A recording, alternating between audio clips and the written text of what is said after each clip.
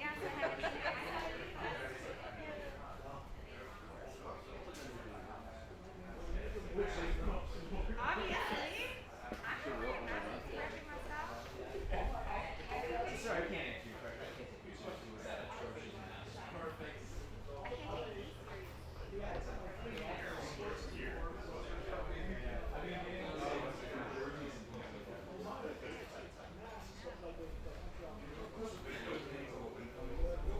2 minutes. 2-minute warning call, 2 minutes. 2 minutes to Trudeau.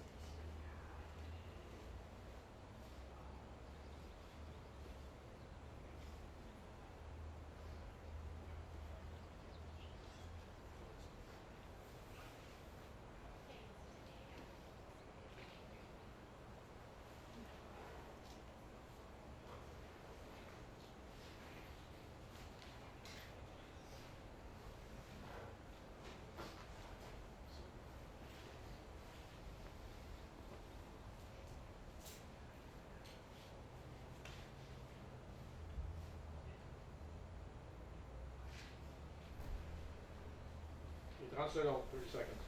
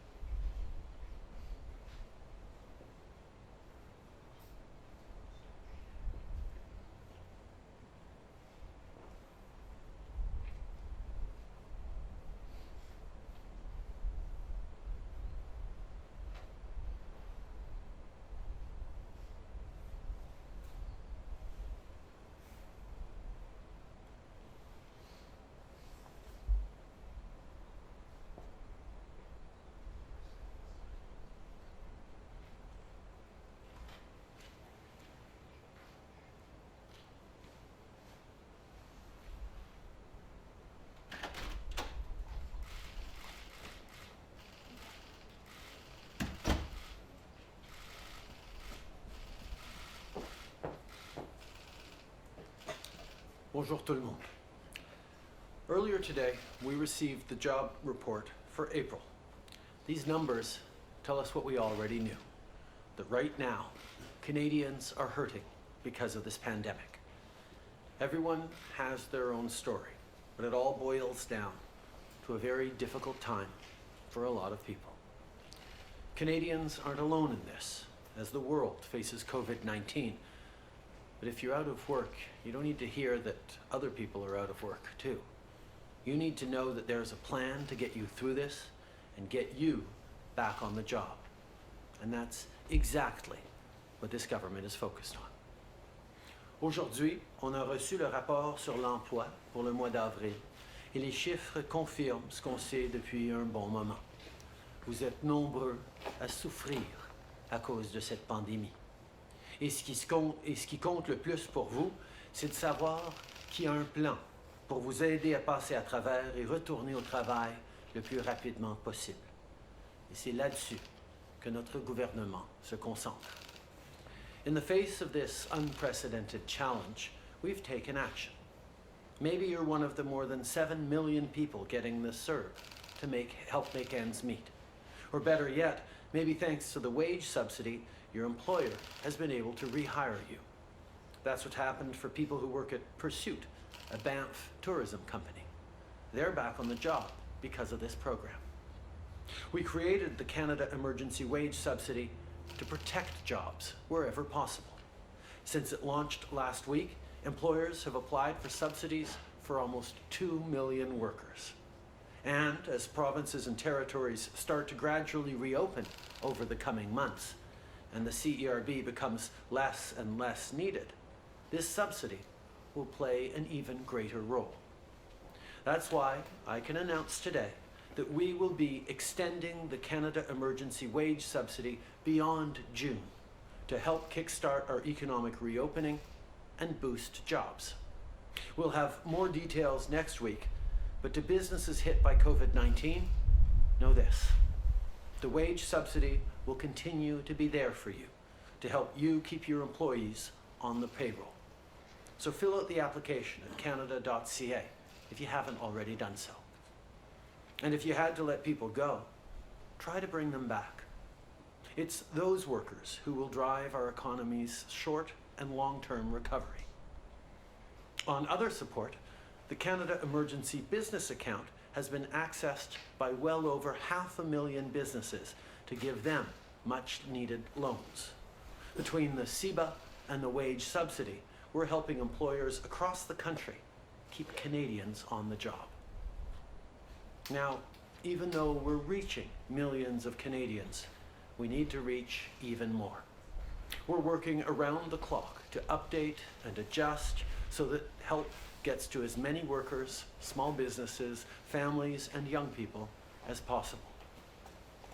We also know that some sectors have been hit especially hard, so we're stepping up on that too. Minister Baines will be leading a new Industry Strategy Council. Chaired by Monique Leroux, this council will take a deeper dive into how the pandemic is affecting specific sectors and how to best support them. We're leveraging expertise from the economic strategy tables we set up in the first mandate, as well as looking to new industry leaders. This will be a dedicated forum for industry and government to come together on tackling the effects of COVID-19. And it builds on what we've already done for workers in everything from energy to agriculture. On that note, Minister Guilbeault will have more details at noon about how our $500 million package for arts, culture, and amateur sport is now being rolled out to support workers in those sectors. This investment will help people access wage support and help organizations access funding. Our artists, creators, and young athletes inspire us and help us feel connected even when we're at home. They're there for us, and we're going to be there for them. No matter where you work, no matter who you are, these are tough times. But with the right plan, we will get through this, and we'll come back stronger than ever. Le Canada fait face à un défi sans précédent. Donc on a pris des mesures sans précédent. Vous êtes peut-être parmi les plus de 7 millions de personnes qui reçoivent la prestation canadienne d'urgence. Ou peut-être que vous avez été réembauché grâce à la subvention salariale d'urgence. Nous avons créé cette subvention pour protéger les emplois autant que possible. Depuis le lancement du programme la semaine dernière, les employeurs ont déjà déposé des demandes de subvention pour presque 2 millions de travailleurs. Et aujourd'hui, j'annonce qu'on va prolonger la subvention salariale d'urgence après le mois de juin pour encourager la relance de l'économie et stimuler la création d'emplois. On aura plus de détails à ce sujet la semaine prochaine, mais les entreprises touchées par la COVID-19 doivent savoir ceci.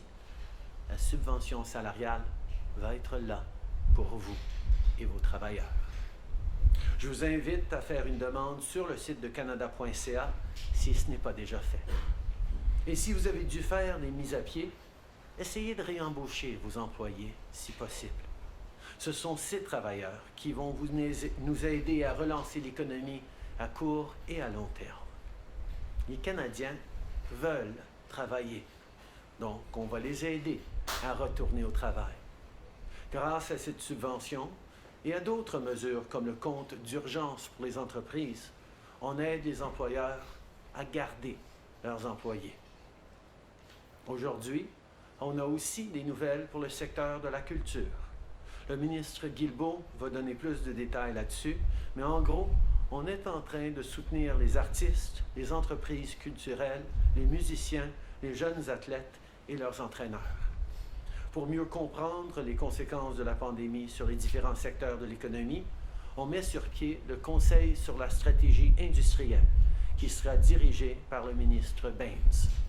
Présidé par Monique Leroux, le Conseil aura pour mission d'étudier plus en profondeur les effets de la pandémie dans des secteurs spécifiques et surtout ce qu'on peut faire pour soutenir les travailleurs. On profite du savoir-faire des tables de stratégie économique qu'on avait mises sur pied durant notre premier mandat et on fait appel à des nouveaux leaders d'industrie. On traverse une période difficile en ce moment, mais avec le bon plan, on va revenir plus fort que jamais. It's hard to think of tougher times for our country, but as our elders remind us, Canada has faced challenges before, and we've always overcome them. Today, we mark the 75th anniversary of Victory in Europe Day and the end of the Second World War on the continent. After 6 years of war, it must have felt like that day would never come, but it did. And it came because of the courage of all who served and because of the sacrifice of all who gave their lives.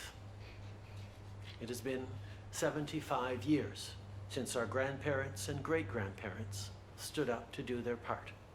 75 years since they stood united and strong to ensure that we would live in peace and freedom. Today, as our generation faces our own battle, let us be inspired by them and their valor as we protect them and all Canadians. This is our challenge, and I know we will rise to meet it. Merci. Thank you, Prime Minister. We'll now go to the phone lines for questions. One question, one follow-up. Operator?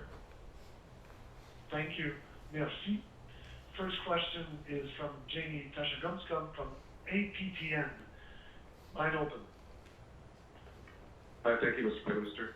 As we all know, Indigenous communities in the north are vulnerable due to social conditions like lack of housing and lack of medical facilities. And it's been said that Indigenous communities are 2 weeks behind the curve. Now, provinces relaxing restrictions, some of these communities might see that as a threat. Do you agree with that opinion? And secondly, what would your advice be to those communities? From the very beginning of this pandemic, we have seen that and known that Indigenous communities, particularly northern and remote ones, are particularly vulnerable to the spread of COVID-19, given existing challenges around medical facilities, things like overcrowding and other socioeconomic realities. That's why from the beginning we have made specific investments to support Indigenous communities as the country grapples with this pandemic. Right across the country, as certain regions are reopening, there is a recognition that other regions are going to need continued adjustments and continued protections, and we will ensure that we continue to work all together on protecting Indigenous communities who are indeed more vulnerable, even as other parts of the economy are looking at opening up. Follow-up, Jeremy? Yeah, okay, so they've been doing pretty well so far, but like I said, they're 2 weeks behind the curve. So with provinces opening up, what would you suggest that they do? I think we need to make sure we're keeping extremely vigilant and preventing outside cases from entering those communities. We've seen, for example, Nunavut be very successful, not just remaining 2 weeks behind the curve, but months behind the curve as they continue to have no cases because of very strong travel restrictions that were brought in immediately and have served to keep the vulnerable and remote communities in our far north completely COVID-free. But right across the country, various communities will take appropriate measures, and we will be there as a government and other orders of government as well to support them in doing the things that need to be done to keep elders and all in those communities safe. Thank you. Next question, Operator? Thank you. Merci. Prochaine question, Michel Lamarche, TVA Nouvelle. À vous. Bonjour, M. Trudeau. J'aimerais savoir, devant le fait que vous considérez prolonger la subvention salariale, est-ce que vous pensez faire la même chose avec la prestation canadienne d'urgence? La prestation canadienne d'urgence déjà continue pour plus longtemps que la subvention salariale. Et nous reconnaissons aussi que au fur et à mesure que dans les semaines et les mois à venir, l'économie commence à reprendre un peu de souffle, moins de gens vont avoir besoin de la prestation d'urgence parce qu'ils vont retourner vers le travail et probablement que plus de gens vont choisir de prendre la subvention salariale. C'est pour ça qu'on annonce aujourd'hui qu'on va prolonger l'impact et l'utilisation de la subvention salariale. Nous allons continuer de s'ajuster au fur et à mesure que la situation évolue. Depuis le début de cette situation, on a été là pour ajuster le tir et pour améliorer notre approche pour pouvoir aider le plus de gens possible, étant donné les situations du moment.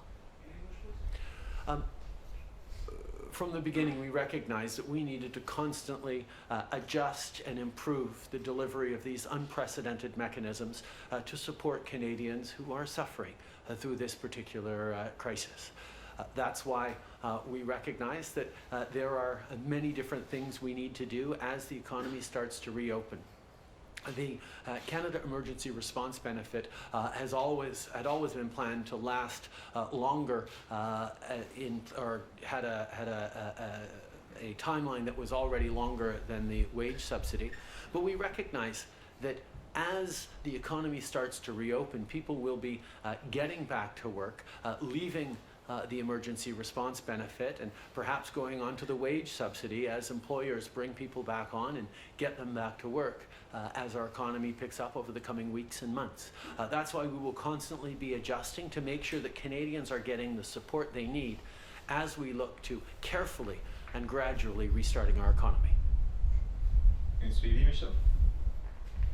Bien sûr, j'aimerais justement savoir, cette subvention salariale, combien de temps, à votre avis, il faudra la prolonger?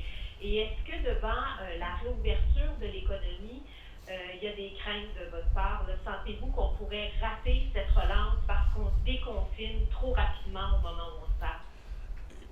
Depuis le début, on a souligné à quel point c'est important de relancer de façon graduelle et d'être extrêmement vigilant, de pouvoir surveiller comment la COVID se répand. C'est pourquoi on est en train d'investir massivement en tests de dépistage, mais aussi pourquoi nous devons d'assurer que les mécanismes sont en place à travers le pays au fur et à mesure qu'on relance l'économie. La subvention salariale va être étendue au-delà du mois de juin. On aura plus de détails à annoncer la semaine prochaine là-dessus, mais je veux déjà dire aux entreprises qui sont en train de regarder comment ils vont pouvoir s'approcher de la relance qu'ils peuvent savoir que la subvention salariale va être en place pendant un bon moment encore et donc ils devraient commencer à réembaucher leurs travailleurs pour pouvoir créer ce lien entre travailleurs et emploi pour bien pouvoir relancer rapidement l'économie. Merci. Prochaine question. Operator? Thank you. Merci. Next question, Mike Blanchfield, the Canadian Press. Line open. Hello, Prime Minister. Two successive job reports are showing that women in service roles have been disproportionately affected by the pandemic. In light of that, what specific measures do you think are needed to strengthen Canada's economic recovery? This is one of the first recessions we've ever seen that has so hard hit vulnerable workers in the service sector, particularly women and new Canadians and young people. And that was evident in the March numbers and continues to be the case in the April numbers. What we're seeing even beyond these reports and these numbers is the reality on the ground that people who are already vulnerable in the workforce, people who are already disadvantaged or facing extra barriers are always the first to get hit when we have a difficult situation like this. That's why as a society, not only do we need to do what we are doing in the short term to give extra supports to vulnerable people. But we need to make sure that as we move forward to rebuilding and creating a more prosperous Canada in the coming months and years, we think very, very carefully about how important the work is that is being done by women and vulnerable Canadians, and how we need to make sure we're better supporting them, not just for potential future crises, but for business as usual as our country comes back to normal. Cette crise a frappé très fort sur les femmes, sur les gens vulnérables comme des nouveaux Canadiens ou des jeunes. Leurs emplois ont été parmi les premiers à disparaître. Et donc, c'est pour ça que nous avons mis en place des mesures spécifiques pour aider ces gens vulnérables particulièrement.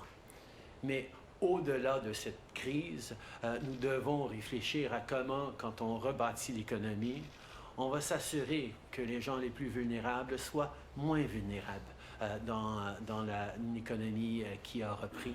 Comment on va s'assurer que dans les années à venir, on s'occupe de tous et de toutes dans ce pays pour avoir un pays plus juste et équitable.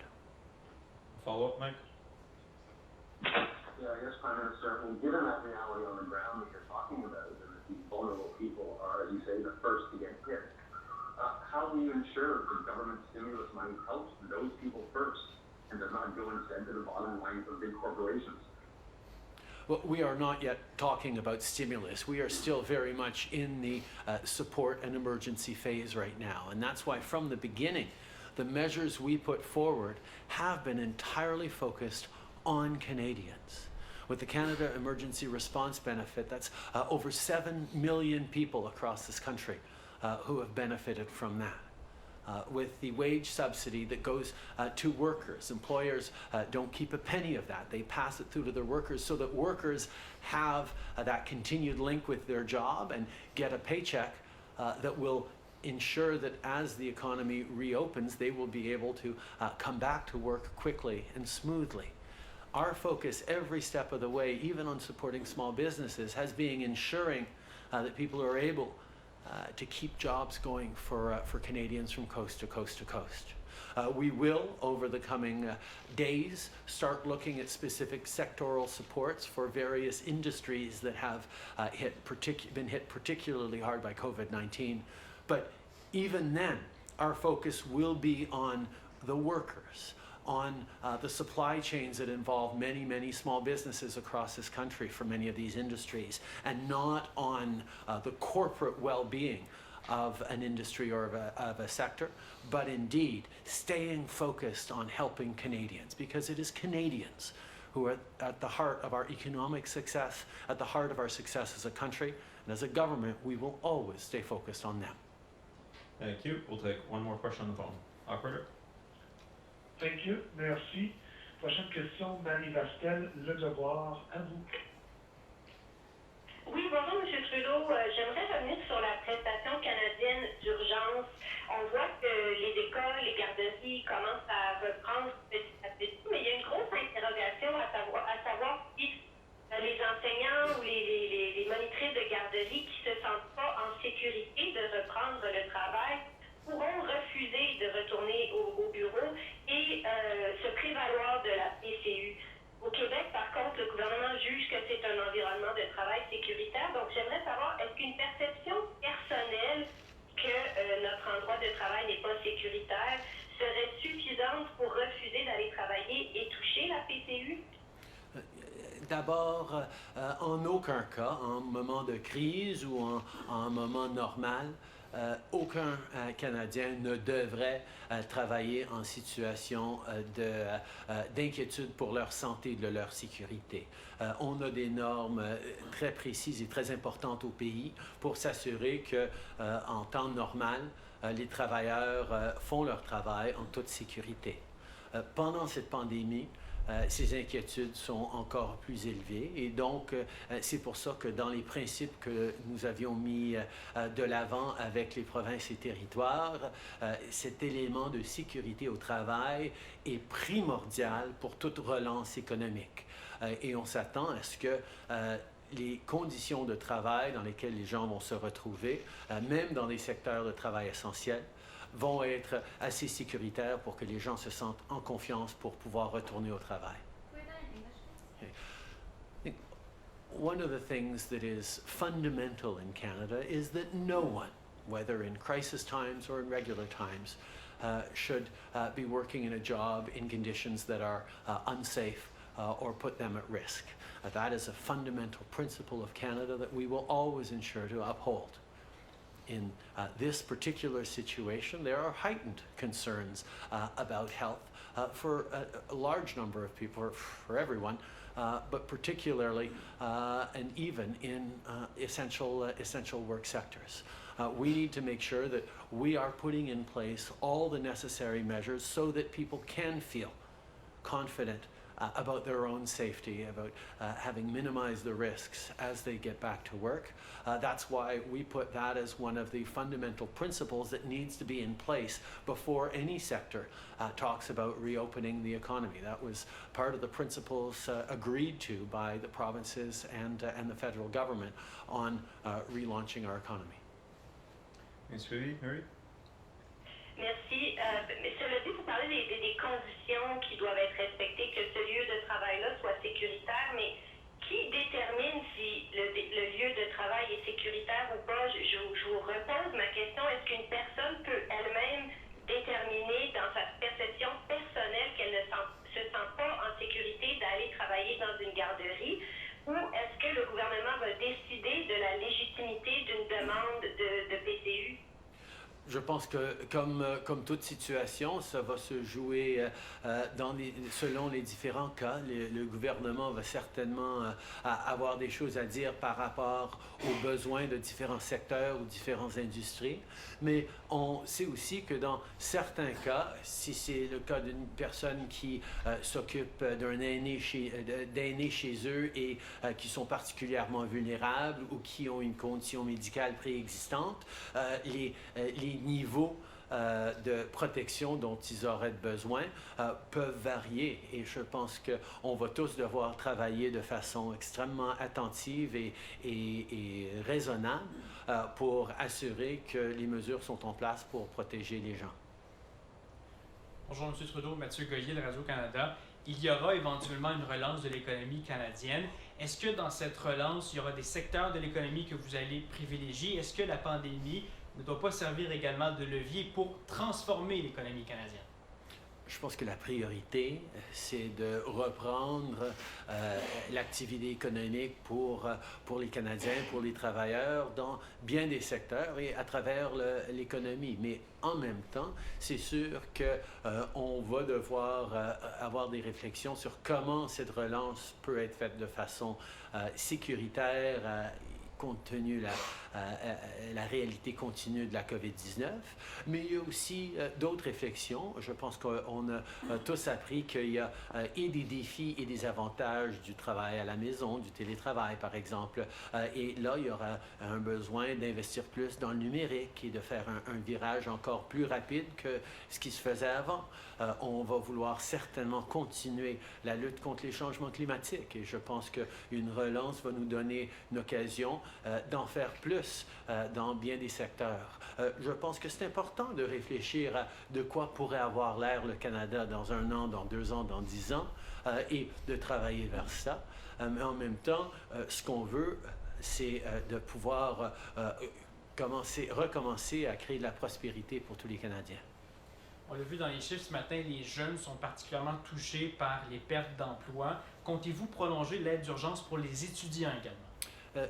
On a déjà planifié que l'aide d'urgence aux étudiants allait être là jusqu'au mois d'août. Les étudiants, typiquement, quand ils finissent leur année collégiale universitaire, prennent un emploi pour l'été pour aider à payer leurs besoins, subvenir à leurs besoins pour l'année scolaire. Donc, l'aide aux étudiants est là pour remplacer tous ces milliers d'emplois qui ne seront pas là pour les jeunes cet été. On sait quand même que les jeunes veulent travailler et vont chercher dans les emplois que le gouvernement est en train de créer et avec le programme d'emploi été et avec des nouveaux programmes pour aider dans des secteurs particulièrement vulnérables ou affectés par la COVID-19. Mais on a des mesures en place pour aider les jeunes à s'étirer jusqu'au mois de septembre et la reprise de l'école. Hi, Prime Minister Tom Perry with CBC. I'd like to ask you about the jobs numbers again. You were talking about just how some groups are getting hit disproportionately hard, thinking young people, thinking women. What specifically can the government do as the recovery begins to make sure that these groups aren't permanently set back? I think the idea of permanent challenges is particularly poignant for young people, where we know that a summer without work experience, a summer where they are struggling to pay their groceries or their rent is a significant setback in their march towards economic independence and successful outcomes after their schooling. That's why we put in place the Canada Emergency Student Benefit to help them this summer make sure that there aren't long-term impacts. On women particularly that we've seen have been extremely impacted by this economic challenge as well as a health challenge. We have moved forward on supports for them, particularly more emergency supports for women who are facing challenges of domestic violence. But at the same time, we know we have to do more. The importance of childcare has been yet again emphasized, that as we move towards an economic restarting, there needs to be more and secure childcare spaces for people to get back into the workforce. These are the kinds of things that we're going to have to think about, both in the immediate, but also for the longer term, to make sure that equality in this country is more than just a goal, but is a concrete reality. Je pense qu'il y a bien des choses qui nous préoccupent par rapport aux années à venir. Et effectivement, des groupes comme les jeunes et les femmes pourraient se voir avec des échos négatifs de cette crise pendant bien des années, plus que d'autres. Par rapport aux jeunes, c'est pour ça qu'on a mis en place la prestation canadienne d'urgence pour les étudiants, qui va les soutenir pour cet été à la fin du mois d'août, pour qu'ils puissent continuer leurs études sans avoir trop de remous, d'impact par la crise, tout en créant plus d'opportunités de travail pour que plusieurs d'entre eux puissent quand même avoir l'expérience nécessaire qui va leur être très utile dans les années à venir. Par rapport aux femmes, on sait qu'il y a toujours plus à faire pour arriver à une société plus équitable. On sait par exemple que plus d'aide pour les centres et les refuges pour victimes de violences domestiques est extrêmement importante, et c'est ce qu'on a fait, mais il y a plus à faire. On sait aussi que l'accès aux garderies, aux centres de petites enfances vont être extrêmement importantes pour la relance et pour les familles et particulièrement les femmes. C'est pour ça qu'on est en train de regarder ce qu'on peut faire là-dedans. And I'd like to ask you about transit. In Toronto, the TTC has been making some historic cuts to its service because of the pandemic. Transit groups have been calling on the federal government to provide emergency funding, keep buses, trains rolling, get emergency or essential workers to their jobs. Is that something that the government could look at? This government has made historic investments in transit over the past years. We recognize that public transit is an essential part of growing the economy, of helping our cities, and mostly helping people be able to get to work from home in a reliable way. That's why we believe so deeply in transit.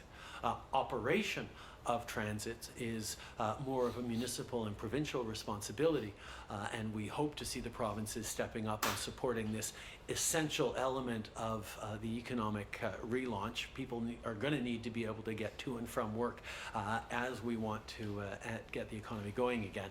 But the federal government is always looking to be a partner in helping out in terms of economic relaunch wherever we can. Prime Minister Rachel Haynes from CTV National News. Last week you were saying that help is coming for seniors. They have been asking for the last few weeks. where the help for them is.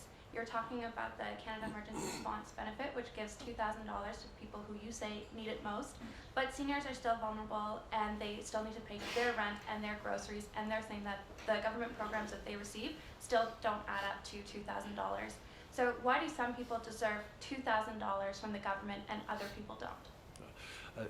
First of all, we have worked very, very hard to help all Canadians with replacement of income that has been lost during this. We knew that workers who were expecting to get a paycheck to be able to pay for their groceries, to be able to pay for their rent, and suddenly because of COVID-19 lost their job, and there were millions of them, as we saw in the recent job numbers today. Needed to get that income replacement. And we did that with the Canada Emergency Response Benefit. Seniors, many of whom are on fixed incomes, did not see that disappearance of their income at the same time, although some did, and many qualify for the CERB, even as seniors, and therefore are getting the support.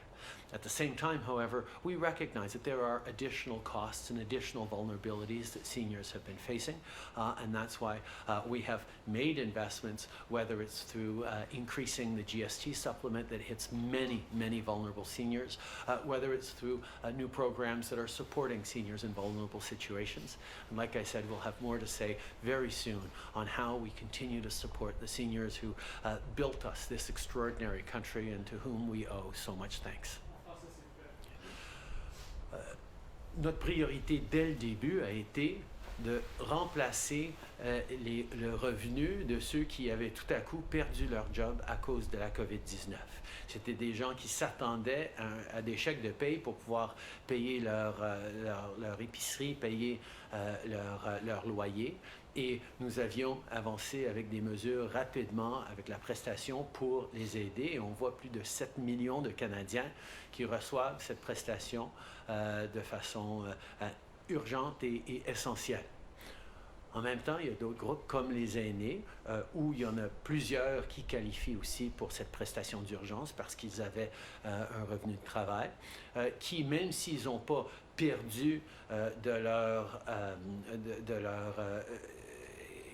pension ou de leur revenu fixe, voient plus de coûts ou plus de défis à cause de la COVID-19. C'est pour ça qu'on a pris des mesures qui ont eu un impact sur eux, que ce soit l'augmentation du retour de la TPS qui a aidé énormément d'aînés, que ce soit des programmes spécifiques qui les appuient. On est là pour eux. Et comme j'ai dit, nous allons continuer d'être là pour eux. On va avoir des annonces dans les jours à venir sur comment on va aider particulièrement nos aînés les plus vulnérables qui passent des moments difficiles et au niveau de la santé et au niveau de l'économie. And Prime Minister, a few minutes ago in response to a colleague's question, you said that people don't have to go back to work if they don't feel safe there. Yesterday, workers outside of the Cargill meat plant, which is the largest outbreak in Canada, are saying that they don't feel safe going to work, even though their employers are saying that they've put measures in place. Should these workers be staying home, and what do you say to them if they're not feeling safe? I'm not going to weigh in on specific cases in provincial jurisdiction, but I will say that it is a well-established principle in Canada and a hallmark of our values as a country that no one should be asked to work in unsafe conditions. That applies during a pandemic as well. We have put in many measures across various industries to minimize the risk, particularly around essential work. But we're going to have to be very careful to ensure that we're doing what we need to do right across the country, businesses, orders of governments, and all Canadians, to ensure the safety of the people who are working to provide for the rest of us. Good morning, Prime Minister. Brian Mullen, Global News. Taiwan has donated 500,000 surgical masks needed by Canadian healthcare workers on the front lines of the pandemic. Your foreign minister wouldn't thank the country by name. Will you? I'm happy to thank Taiwan for its generous donation. It is important at this point that Canadians and all people around the world pull together to be there for each other, because this is a global challenge that is going to face a global response. We need to do this together, and we will. Marika Walsh with the Globe and Mail. The former Prime Minister of Australia, Malcolm Turnbull, says China is a bully. and that the way for Canada to deal with China is to stand up for it instead of backing down. Is your government standing up to China, or is it backing away from China? My responsibility as Prime Minister is to make sure that we're providing for Canadians and keeping Canadians safe. That's the job people expect me to do, and that is exactly what I'm doing. We're going to ensure that Canadians have the equipment, the supplies, the support they need to make it through this pandemic. And of course, at the same time, we will be asking difficult questions about how we're making it through this pandemic, how this came to happen, how we can learn from this. There'll be plenty of time for questions in the months to come. My focus, rightly, is on doing everything I can to help Canadians through this. So are you standing up to China? Merci beaucoup tout le monde.